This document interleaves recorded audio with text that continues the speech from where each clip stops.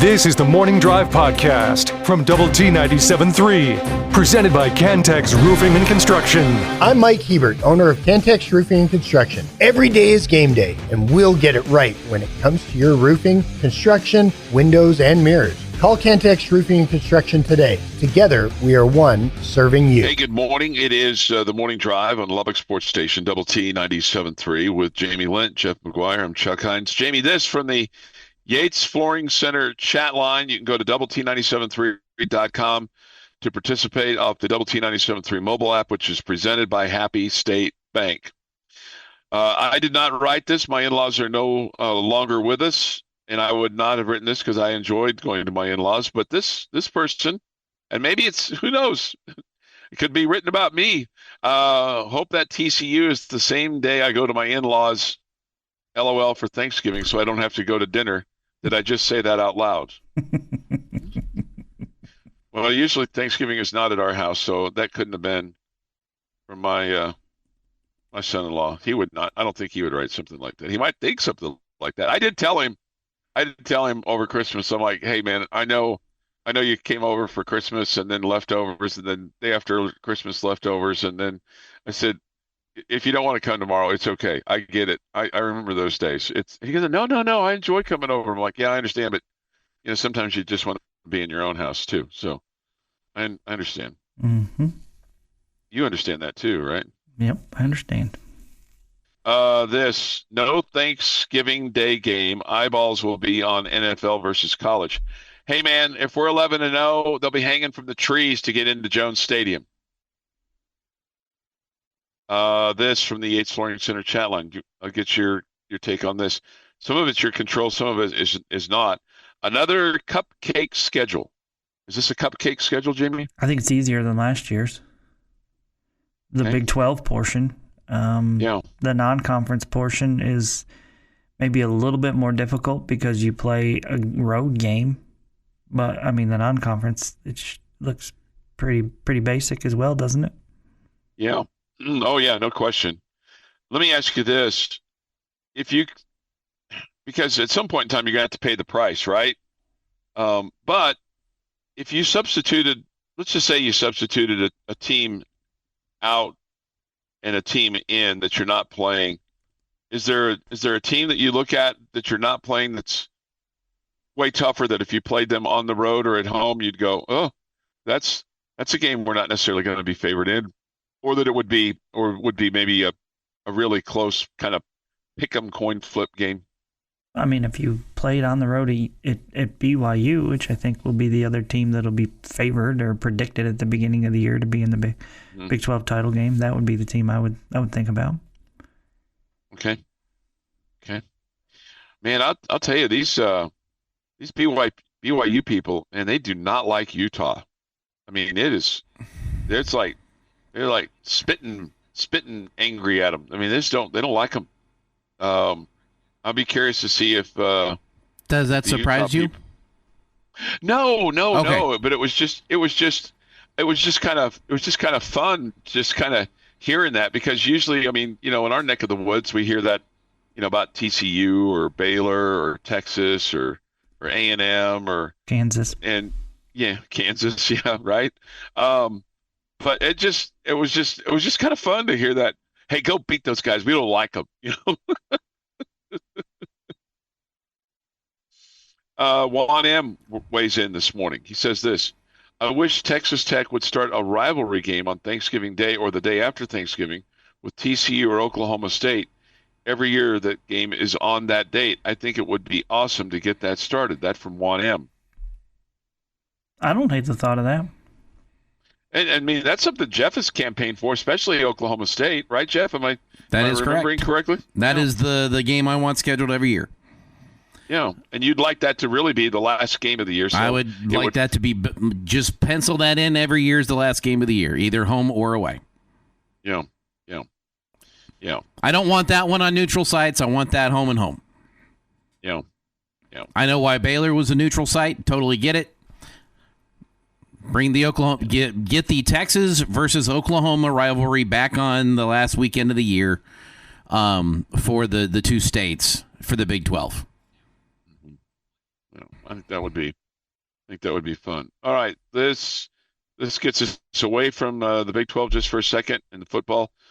Jamie, this is from the text line, Jamie. It's not me. This is somebody else. Jamie, I've got a question for you. I have a daughter that plays high school basketball, and I know that you have watched plenty of high school hoops in your days. There is such emphasis now on fan behavior, most of which is fair and warranted. But what is the accountability on the officiating side? Tuesday night, I saw a basketball official that basically should not be doing high school sports. Altercation with cheerleaders, screaming at coaches, argument with the score table, goes on and on. Gosh, that's rather disappointing. Yeah. We'll have a conversation with Chris Snead when he comes in later today.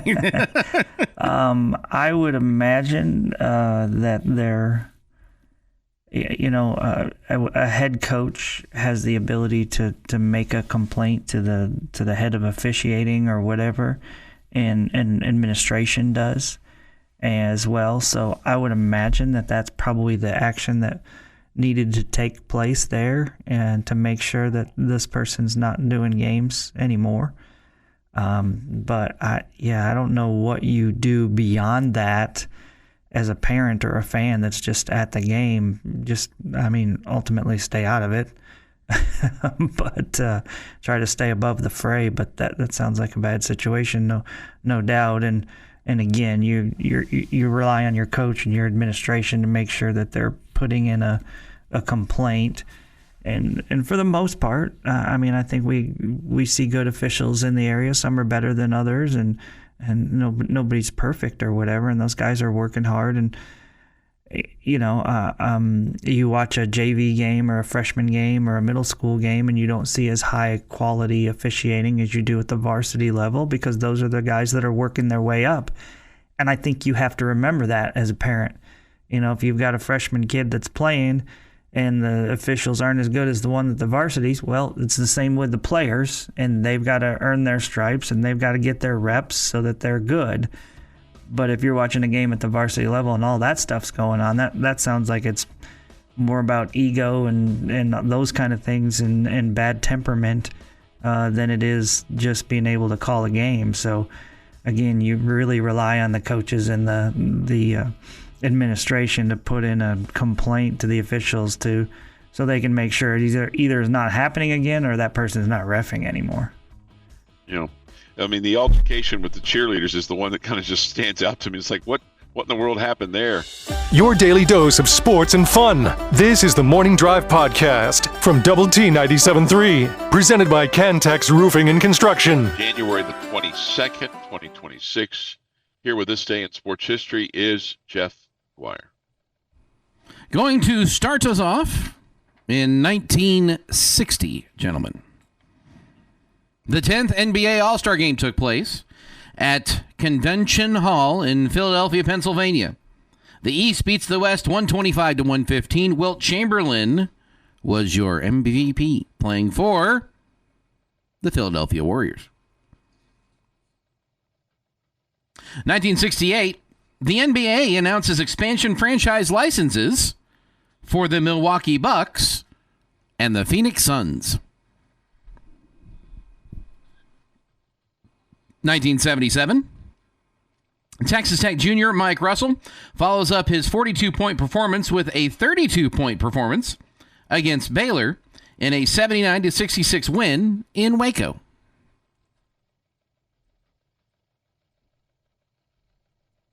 1981, Bum Phillips becomes the head coach of the New Orleans Saints.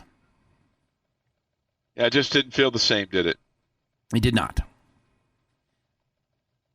Looked a little weird in him in the gold and black instead of the Levy blue. He was a duck out of water there, man. There's no question. 1989, Super Bowl 23, Joe Robbie Stadium, Miami, Florida. San Francisco 49ers beat the Cincinnati Bengals 20-16. Jerry Rice, your MVP. And after winning his third Super Bowl as head coach, Bill Walsh retires. It's a way to go. I think that's the John Candy game, right? Where Montana's in the huddle, he says to his guy, "Hey, did you guys see John Candy's here tonight?" I don't know if that's the John Candy game or not. Yeah, I'm not sure. The 49ers feels like played in so many Super Bowls during that era. Yeah.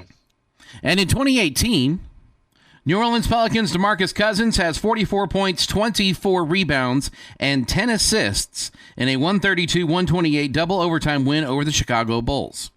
He becomes the first player since Kareem Abdul-Jabbar in 1972 with 40 points in a game, 20 or more rebounds, and 10 assists in the same game. That is hanging out in high cotton. It is National Blonde Brownie Day. I love a blonde brownie.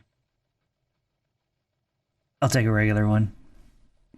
Yeah, every once in a while, the old blonde brownie is pretty good.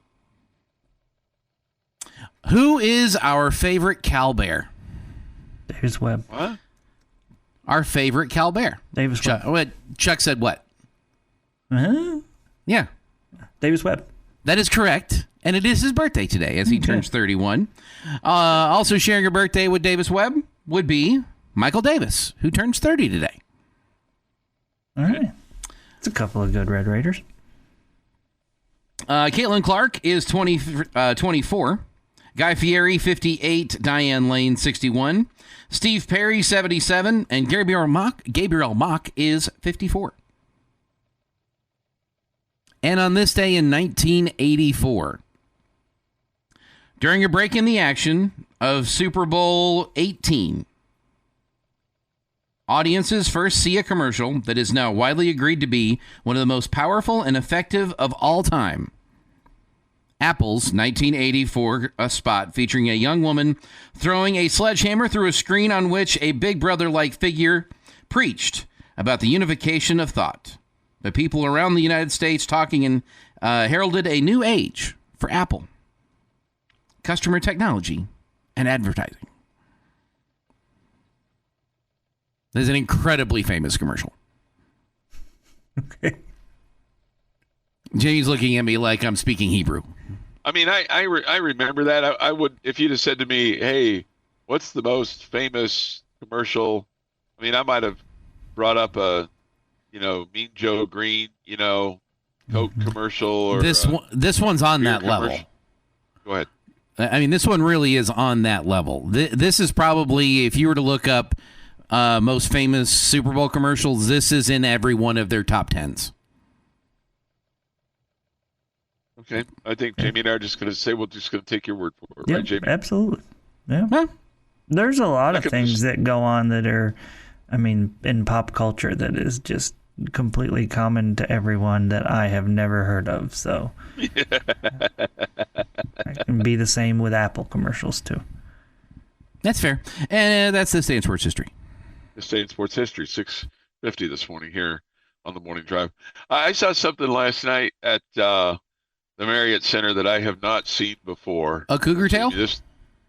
I did get a cougar tail last night. And? It was really good. There you go. In fact, I had a little bite of it this morning before our fine radio program here.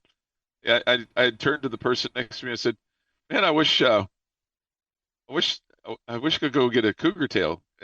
And then all of a sudden, it just like appeared right in front of me. The sports information guy brought by a couple cougar tails, and it's like, man, I wish I'd wished for $1 million, because like maybe that meant my one wish of my life. But I mean, it was like I said it, and like 2 seconds later, it was like in my hand. It was like it just appeared right before me. But that's not what I was going to bring up. So last night, the second half, probably I guess it was about the fourth quarter. The officials come over during a break because they wanted to take a look at a play to make sure that this BYU gal had actually hit a three. They were going to look to make sure that her feet were behind the line. And they get over there and they go, "Where is the guy?" And the replay official, the guy that sits there with the screen, who's not supposed to leave his seat, had gotten up and left to go get something to eat out of the media room. And the officials are trying to figure it out. And then one official says, "Oh, I got it figured out." And they're scrolling back and scrolling back and scrolling back. And they're like, they were admonishing, like, he can't leave. And I'm like, well, we're all like, nobody has control of this guy. It's not our job. And anyway, the guy comes back and he had like this piece of string cheese that he was eating and just kind of nonchalantly sat down. And sure enough, the gal had hit the three. But that was really bizarre for somebody to just get up and leave their post like that. I had not seen that before. So I bet that won't happen again. yeah, they get a new guy, or it's just but he's just some old man, just got up and said, I'm just going to go to the bathroom and get myself some string cheese. They don't need me right now. Well, they did need you right now, but the officials got it. They got it all figured out and had no problem with that at any rate. 6:53 this morning here on the Morning Drive. Thoughts, comments, Yates Flooring Center chat line. Go to doublet973.com or the mobile app. Somebody said, I love the Budweiser Clydesdales commercials. Yep, they were really good. No question. Bullfighter, did you get offered ice cream, Chuck? Nope. Sure did. You should have said, Bill, you can't leave. I don't know if his name was Bill or not. I didn't even see him leave. I didn't even notice he was gone until they needed him. But yeah, I would not have said, hey, you can't. Hey, buddy boy, you can't leave. And generally those people sit like one or two seats away, and they have control of the video stuff. I will say this about BYU, Jamie. Their scoreboard, they've got this curtain, this video curtain that goes around the bottom of it when they're doing their player introductions, and it's really cool. And then when they're done with the introductions, the curtain just kind of drops to the floor. But it's a cool intro, and it's cool how they do that. So it was kind of cool. It's kind of fun. This is the Morning Drive podcast from Double T 97.3, presented by Cantex Roofing and Construction. Jamie Lynn and Jeff McGuire. I'm Chuck Hines. Take your thoughts and comments this morning on the Yates Flooring Center chat line. Go to doublet973.com for that, or the mobile app. Visual Edge IT hotline is open too at 806-771-0973. Hey Chuck, this is Texas Tech's replay tech third stringer. I did the SMU women's basketball game next to you and Mark. I can't imagine ever leaving my post during the game. That's crazy. That's always good to have a third stringer, right, Jamie? You never know when you're going to need a third stringer.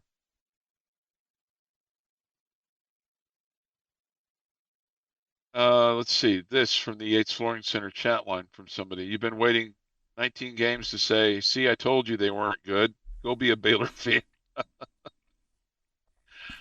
I think we all know the ladies weren't 19-0 good, but there's clear progress and they should be a tournament team. Yeah, I think they should be a tournament team.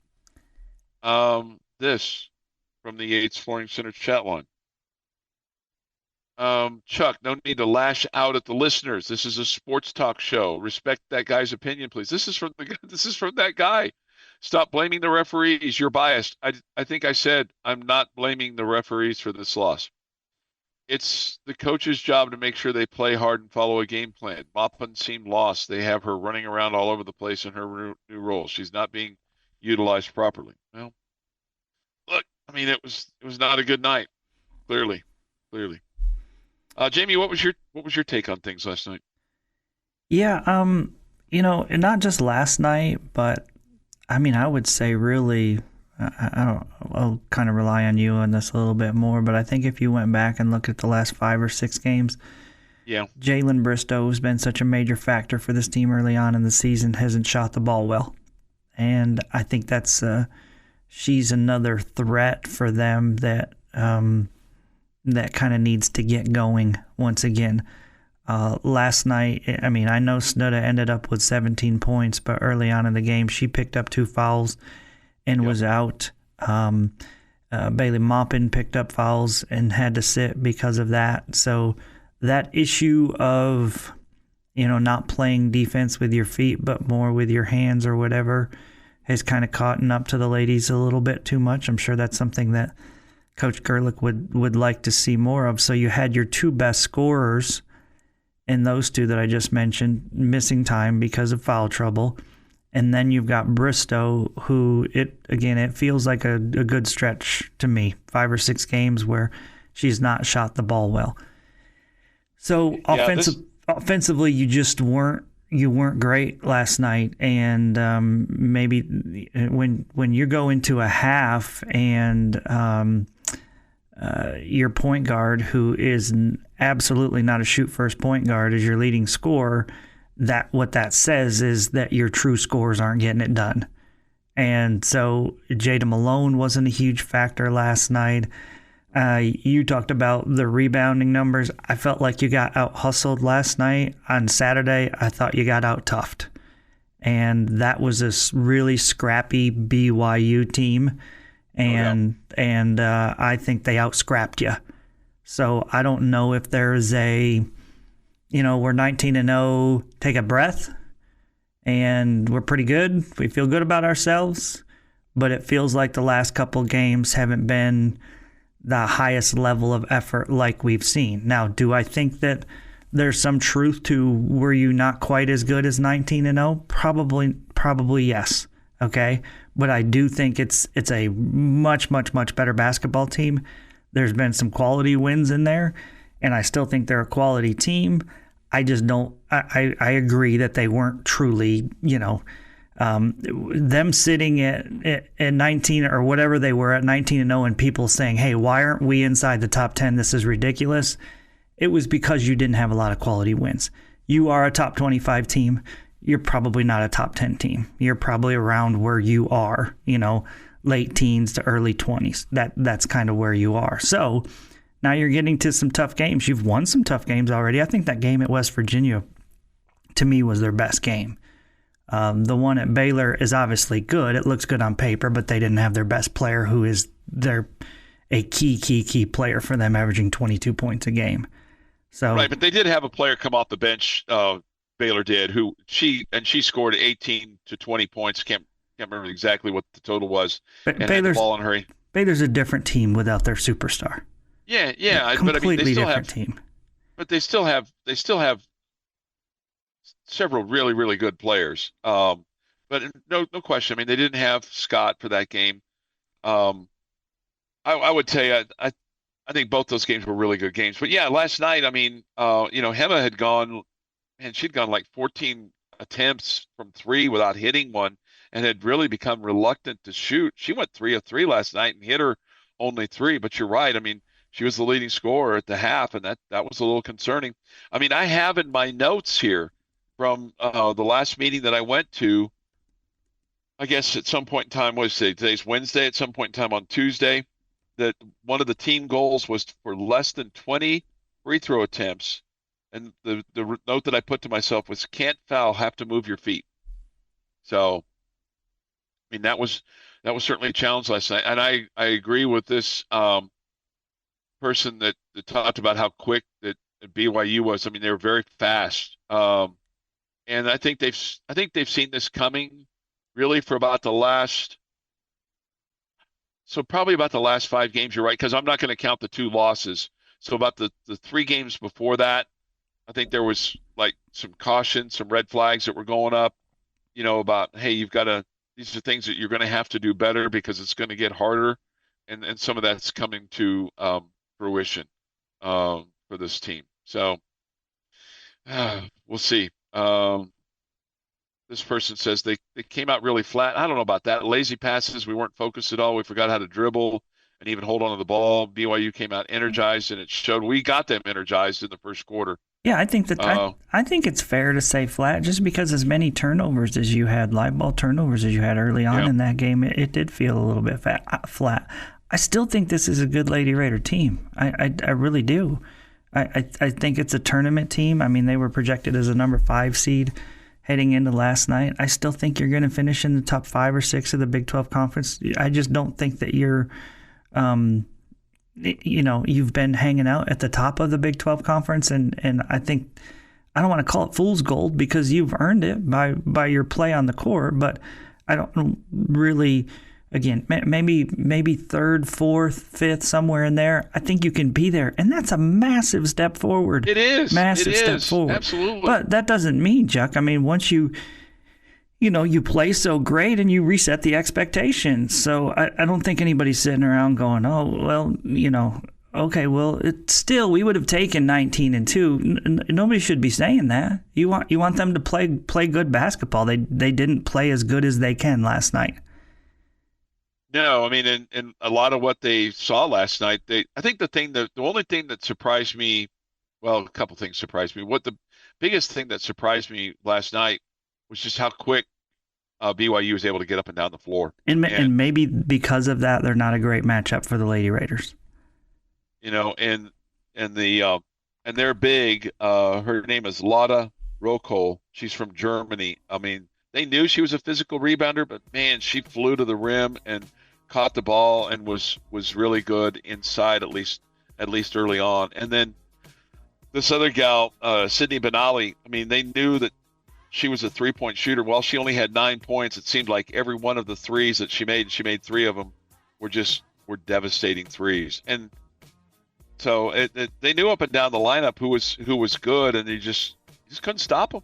You just couldn't stop them last night, and it doesn't help when you turn the ball over like you did time after time after time, because you're giving them points there in the first half, and you got yourself in a hole and couldn't get out of it. The Morning Drive podcast from Double T 97.3 is presented by Cantex Roofing and Construction. Amy's question of the day on Double T 97.3 is brought to you by Connecticut of West Texas. All right, gentlemen, we're talking Red Raider football schedule today. We were all very excited to see it yesterday, and now we get a good look at it. And I have a very simple question for you guys. I want you to tell me 2 things you like about it and 2 things you don't. And again, we're just talking about the Red Raider football schedule, not the entire Big 12. 2 things you like and 2 things you don't. Okay. Okay.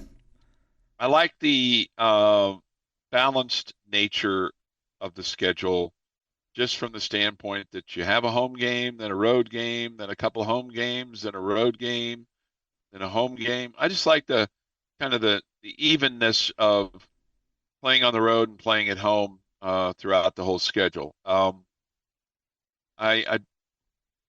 wish that maybe there wasn't the back-to-back of Oklahoma State and Baylor, but I'm not up in arms about it with regard to that. So I'm curious about how you're going to finish with TCU, and I'm curious about what time these teams are going to play. So what don't I like about it?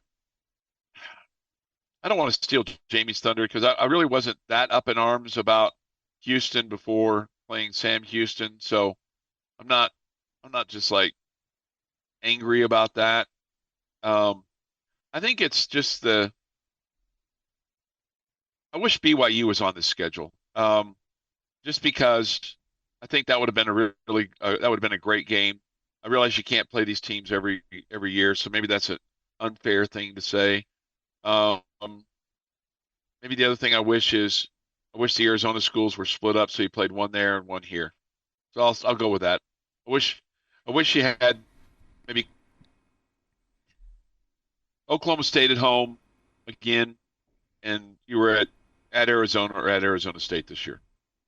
Chuck, if you have the magic ink and you like rub it in week 14,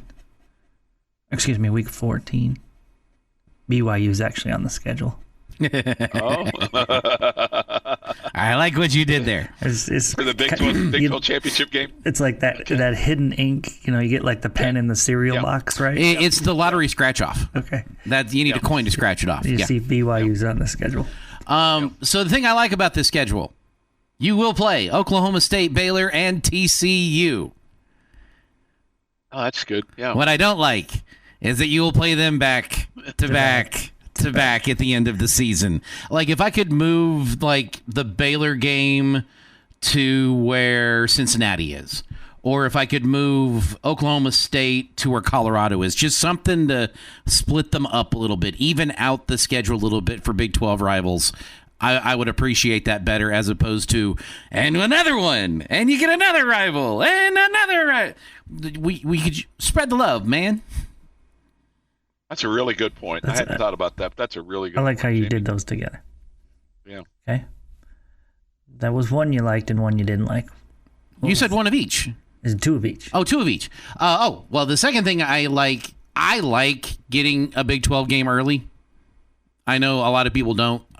I would love Houston to be moved up another week, even, so that you get non-conference game, Big 12 play get going right now. And then shift it around. I would also, since we're already moving things around, move that same Houston game where, Baylor is. I have no issue scheduling like the SEC does and have the rolling bye week at the end of the year. You're going to play it anyway. I know everybody hates that idea. I have no issue with it whatsoever. Yeah. If we're already moving a Big 12 game, Yep. might as well actually do it. Okay. What I really like TCU being the final week of the season. If you're going to have a home game, Thanksgiving weekend, Thanksgiving night, whatever, I like that it's TCU that's going to get the fans here. It's going to get them excited, should be packed house and all that. I'm always fearful in that situation. If it was a team that didn't bring out, passion from our fan base, that we wouldn't have a great crowd. So I really like TCU in that spot. Another thing that I really like is similar to Jeff's. I like that you have your three rivals back on the schedule. Those are the three, to me, that now in this conference feel like rivals. That being said, you could probably put BYU in that mix too, and they're not on there, but I guess you can't have them all. But it really stunk not playing Baylor and Oklahoma State last year, especially as bad as they were. So I'm glad that you've got all three of them on your schedule this year. So things that I don't like. We've already gone over one. I don't like that you're playing a Big 12 game before all of your non-conference games are finished out. Okay, just like to, hey, we do this in order here. We get rid of the non-conference, then we get to the real games. Okay, but again, I understand why the Big 12 does what they're doing here. The thing that I don't like also, okay, and this one is silly. You guys are allowed to laugh at me. It's the nature of college football. I really do not like that we're taking our shiny new toy, our new quarterback, back to Cincinnati and kind of rubbing their noses in it. I wish that game was at home or we weren't playing Cincinnati this year. It just feels dirty to me. But we don't have that choice. I mean, we didn't make the schedule. Again, I did. Nobody's to blame. Nobody's to blame. We've done nothing wrong. We're playing by the rules of college football. I don't disagree.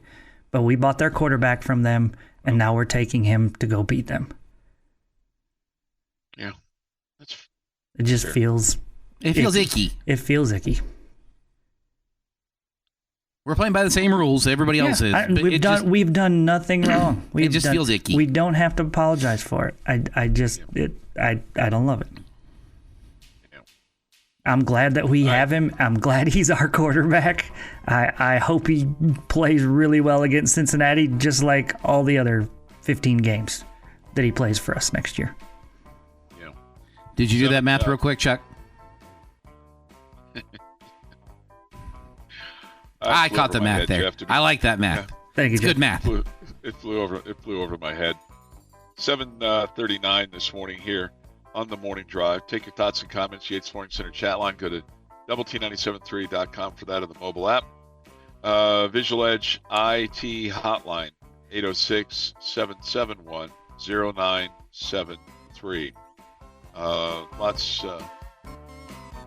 Somebody says this. We did play Oklahoma State last year. That is totally on me. We missed TCU. We did play Oklahoma State. Your daily dose of sports and fun. This is the Morning Drive Podcast from Double T 97.3, presented by Cantex Roofing and Construction. Look forward to hearing from you today on the Yates Flooring Center chat line. Go to doublet973.com for that on the mobile app. Visual Edge IT hotline. It's open. 806-771-0973.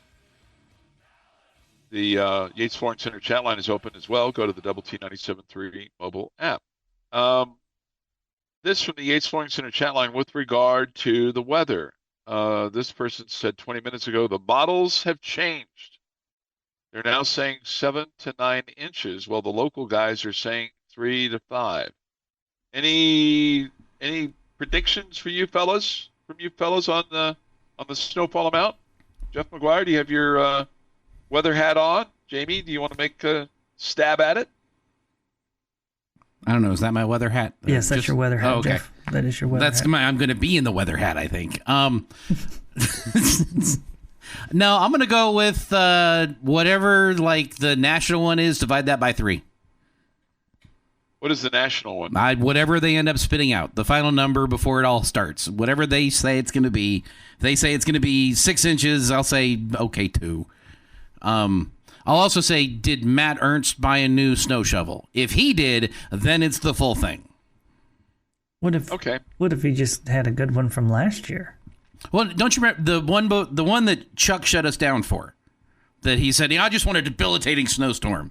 We're all like, that's not very nice, Chuck. And Matt Ernst bought a new snow shovel that year. So if Matt is buying a new snow shovel, then yeah, we're batting down the hatches. Can you buy a snow shovel in Lubbock, Texas? I'm sure you can. Probably. I mean, it's just a giant shovel. Jamie, you since Jeff didn't answer my question, do you want to answer it? I did. Whatever the final number is on Friday that they predict, divide that by 3. That's not fun. I'll say it's going to snow 3 inches. Jamie, 3 inches. You know what? I'm up for the 7 to 9. So put me down for 9 inches. I think that'd be fun. Especially with you out of town. Well, but I got pretty rich of you. Back into town at some point in time. I mean, not if we got 9 inches on the ground. You won't be. Yeah, it might be kind of. You'd be living in the Utah airport. Salt Lake, right? 8:04 this morning here on the Morning Drive. All right, Jamie, I wanted to get your take on this. And it's completely random, but I'm just curious. So on Sunday, the AFC Championship game will take place with the Denver Broncos and the New England Patriots. Does Jarrett Stidham being the starting quarterback for the Denver Broncos affect who you would like to see win this game? Who I would like to see? Insinuating that I don't like Jarrett Stidham? I'm insinuating that that Jarrett Stidham being the starting quarterback who once spurned the Red Raiders to go to Baylor because of a new pick-em-up truck, that you might still harbor some feelings in that manner that might affect your potential rooting interest. Not that you're going to tune in for it or anything like that, but that you might go, I don't want the Broncos to win because of the result of that. I have no Jarrett Stidham beef. He didn't come to Tech because he knew Patrick Mahomes was going to be the starter. I don't know that I have any belief in your pickup truck story that you've mentioned 3 or 4 times this week. Okay. Well, I mean, that's supposedly the deal. Supposedly, Chuck. I mean, sports fans' rumors. Yeah, those are all true. Yeah. I think he saw the writing on the wall that Patrick Mahomes was going to be the starter, and he said, why would I come there? Okay, so the answer to that question then is no. No, it does not. I'm rooting for the Broncos, whether it would have been Bo Nix or whether it be Jarrett Stidham. Okay. How do you feel about a gentleman by the name, and I'm assuming he's a gentleman, and I'm just going to call him that, Charles Bediako, who entered the 2023 NBA draft and signed a 2-way contract with the San Antonio Spurs, who now has been granted a temporary restraining order to return to the Crimson Tide and college basketball immediately. A judge ruled that on Wednesday. He went undrafted, never appeared in an NBA game after he appeared and played on 2 NCAA tournament teams at Alabama. He sued the NCAA a day earlier after it denied the school's appeal to allow him to return to college basketball. This is a monumental ruling after the NCAA president, Charlie Baker, reiterated that Bediako and other players who signed NBA contracts would not be granted eligibility to play college basketball. Okay, well, I guess you can probably guess what my thoughts are. Don't like it. I would tell you, if you told me this kind of thing was going to happen 5 years ago, I would have said I'm shocked. Today I am not shocked. nothing in college sports when it comes to this kind of stuff shocks me. The fact that he made a choice, was not forced into a choice, and then turn around and sue the NCAA, it blows my mind, okay? Like, I made a choice, but I'm going to sue somebody for my choice that I made. My bad choice. Yeah, my bad decision. My bad choice. And that there are courts and judges in our country that are so soft and are so afraid of the litigation and so afraid to stand up to anybody, especially young student athletes, that they grant him the right to come back and play. I mean, it's just wrong and dumb. Just dumb in so many different ways. I don't know. This is kind of a sorry about you moment. Hey, Charles, you thought this was going to be a better deal for you. It's like Sam over at the loading dock who decides to go from Bob's parts to Joe's parts because he thinks Joe's got the better loading dock. And he gets over there and Joe won't let him have his coffee break or his cig break, or his, kibitzing with the front office. And all of a sudden he wants to go back to Sam. And Sam says, hey, sorry, you went to Joe's. You made your decision. We filled your spot. We don't have a spot for you. Yeah. Yeah, we filled your spot. And you can go to court and sue them all you want, but sorry about you. You made your decision. I mean, there are just so many things in this country that make no sense, Chuck. The handling of student athletes and this kind of stuff is right near the top of it.